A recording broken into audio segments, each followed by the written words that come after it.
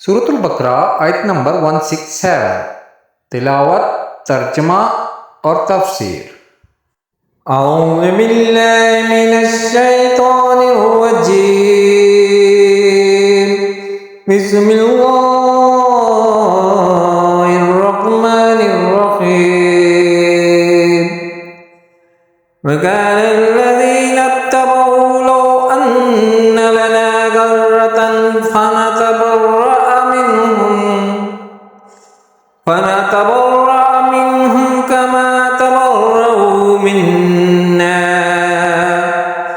كذلك يريهم الله أعمالهم حسرات عليهم وما هم بخارجين من النار۔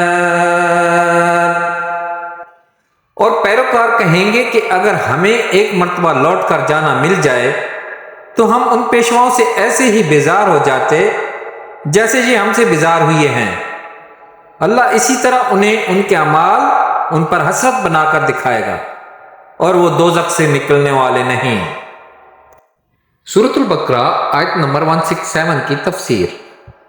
لو ان لنا کرۃ، اگر ہمیں ایک مرتبہ لوٹ کر جانا مل جاتا۔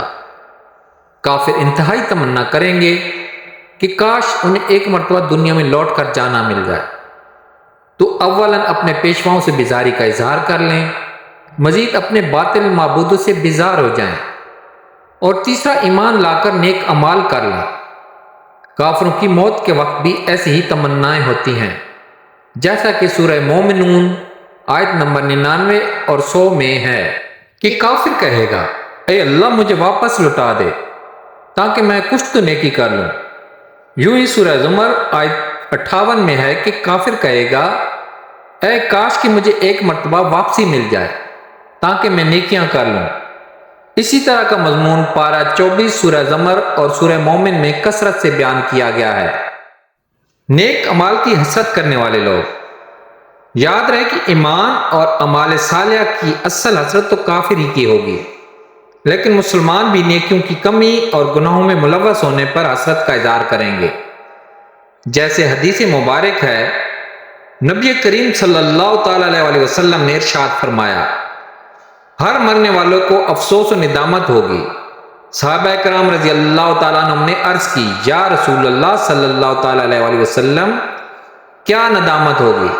فرمایا اگر نیک ہوگا تو زیادہ نیکیاں نہ کرنے پر نادم ہوگا، اور اگر گناہ گار ہوگا تو گناہوں سے باز نہ آنے پر نادم ہوگا۔